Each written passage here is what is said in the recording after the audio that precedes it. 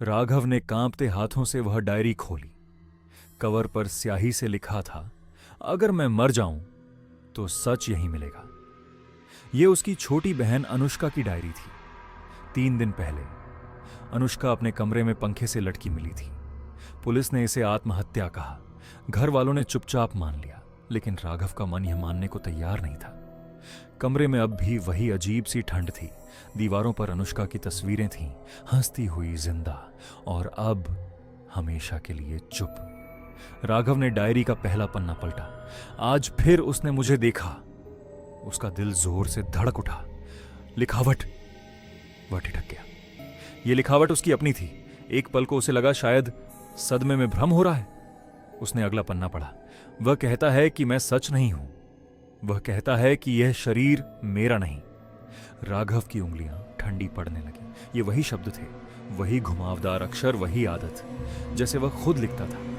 उसने खुद से फुसफुसाकर कहा, यह मुमकिन नहीं है। डायरी के पन्ने पलटते गए और हर पन्ने के साथ कमरे की हवा भारी होती गई। वह रात को मेरे कमरे में आता है। वह मुस्कुराता है, मेरी तरह। राघव की सांस अटक गई। उसके दिमाग में एक याद उभरी।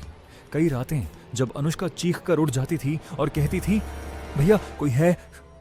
तब उसने इसे डर या तनाव समझकर टाल दिया था। डायरी के आखिरी हिस्से में स्याही गाढ़ी हो गई थी, जैसे लिखते समय हाथ कांप रहा हो। अगर तुम यह पढ़ रहे हो तो मतलब मैं हार गई। राघव की आंखें भर आईं। वह मुझे कहता है कि तुम ही वह हो, लेकिन तुम जैसे नहीं हो। उसके माथे पर पसीना आ गया। उसे लगा जैसे कोई पीछे खड़ा है। कमरे में आईने की तरफ उसकी नजर गई। आईने में वही दिख रहा था, थका हुआ, डरा हुआ राघव। उसने आखिरी पन्ना खोला। आज उसने कहा, अब सिर्फ एक ही रह सकता है।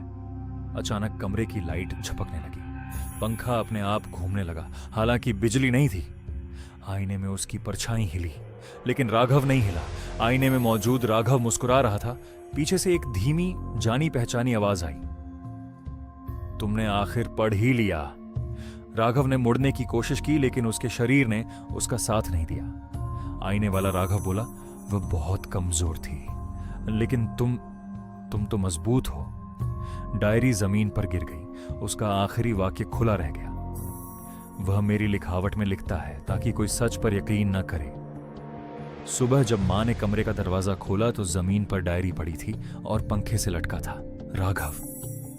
डायरी के कवर पर नई स्याही से लिखा था, अब मेरी बारी नहीं थी।